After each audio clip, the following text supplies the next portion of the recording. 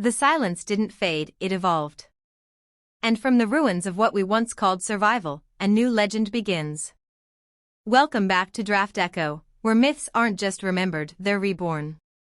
And today, we're stepping into the shadow of one of cinema's most haunting questions.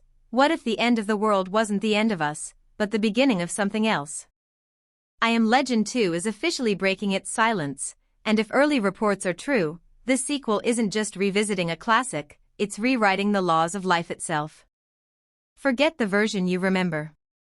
The new film follows the alternate ending, the one where Dr. Robert Neville survives. And that single shift turns a sacrifice into a second chance, or maybe a second mistake. Years after the collapse, Neville isn't the savior humanity remembers, he's the ghost of a world that refused to change.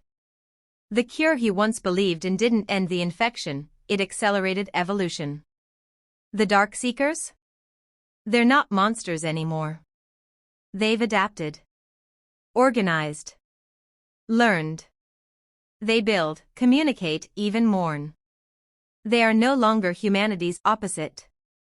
They are its successor. And standing between what was and what comes next is Neville, older, haunted, and trapped between guilt and obsession. He still believes the world can be restored. But to the new generation, he's a relic, a man fighting to preserve a version of humanity that nature itself has already abandoned.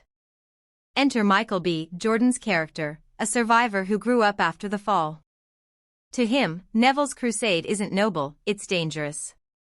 He doesn't see Neville as a savior, he sees him as the last infection that won't die. Their conflict becomes the spine of the story, not man versus monster, but man versus meaning.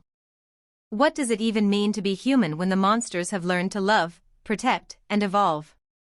Early concept art paints a world both beautiful and broken, overgrown cities, glowing hives, and half-human children who blur the line between species.